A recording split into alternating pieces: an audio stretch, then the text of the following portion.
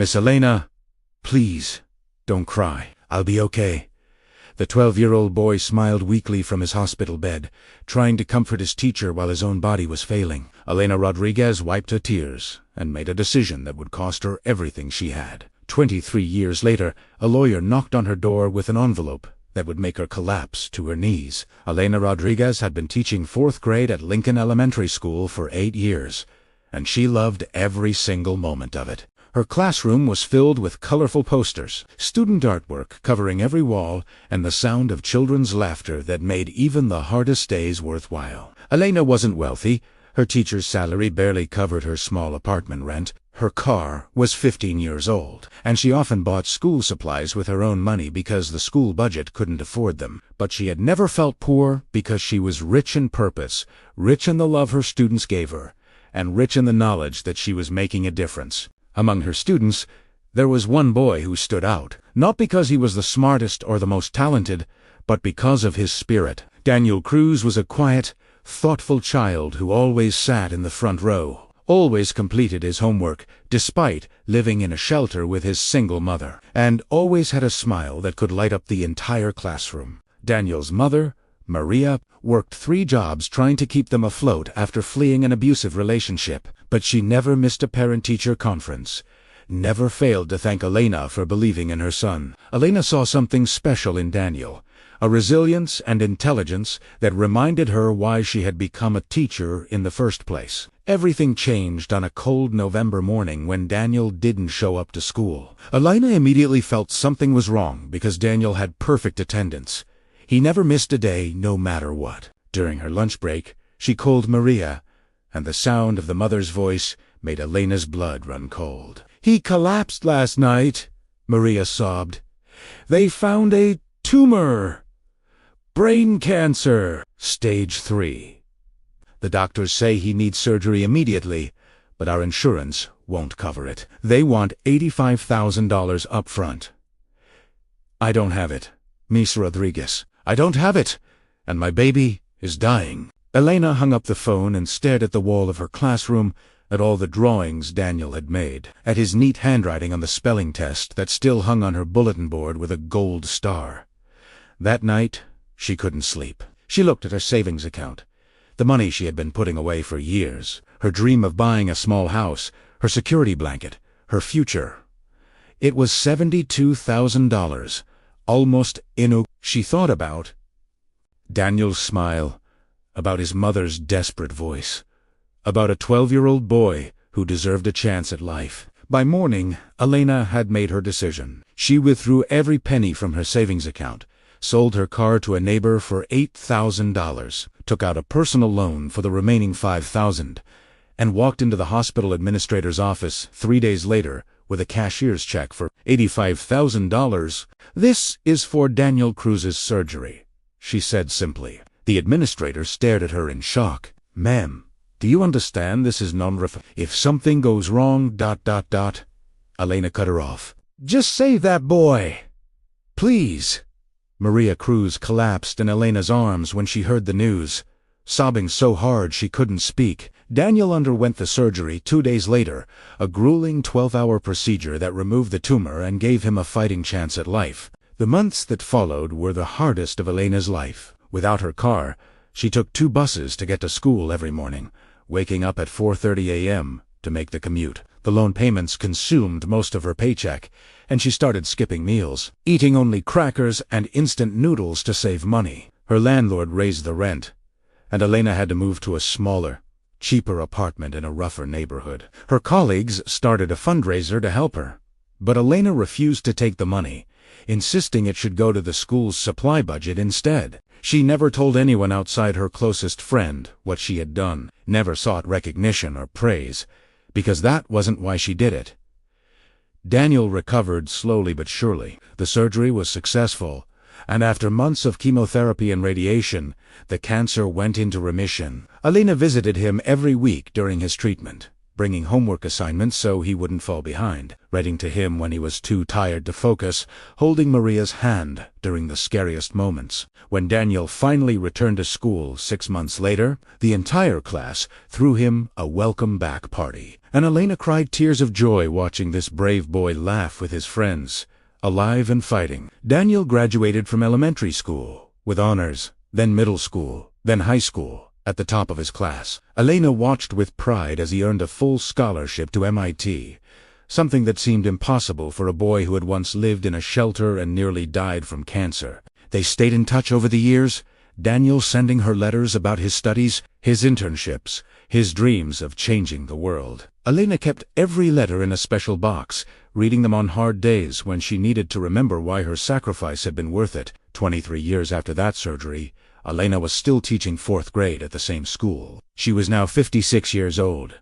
Her hair had turned silver, and she still lived in a modest apartment, still took the bus to work, still spent her own money on school supplies. She had never married, never bought that house she once dreamed of, but she had touched thousands of lives and slept peacefully every night, knowing she had made the world a little bit better. Maria Cruz had passed away 5 years earlier from a heart attack, and Elena had spoken at her funeral, remembering the brave mother who had worked herself to exhaustion to give her son a chance. One Saturday afternoon, as Elena was grading papers at her kitchen table, someone knocked on her door. She opened it to find a man in an expensive suit holding a leather briefcase. "Miss Elena Rodriguez?" he asked formally. "Yes, that's me. My name is Robert Schoon. I'm an attorney representing the estate of Daniel Cruz. May I come in?" Elena felt the world tilt. Daniel's estate. What did that mean? With trembling hands, she invited the lawyer inside. He sat down at her small kitchen table and opened his briefcase, pulling out several documents. "I'm very sorry to inform you that Daniel Cruz passed away 3 weeks ago." Elena's heart shattered. The lawyer continued gently. "He had a sudden brain aneurysm. It was quick, and he didn't suffer. But before his death, Mr. Cruz had very specific instructions about his estate." The lawyer pulled out a letter, handwritten, with Elena's name on the envelope. "He asked me to read this to you first." The lawyer's voice was steady as he read Daniel's words. "Dear Miss Rodriguez, if you're hearing this, it means I'm gone. I hope I lived long enough to tell you in person everything I'm about to say, but if I didn't, please know that every good thing in my life happened because you saved me, not just from cancer, but from believing I didn't matter, from thinking no one cared, from hyping up. You gave me 34 extra years of life. I got to graduate from MIT, work for NASA, fall in love, see the world, and make discoveries that helped thousands of people. None of that would have existed without you." Elena's tears were falling onto the table. The lawyer continued, "I never forgot what you sacrificed for me. My mother told me everything before she died.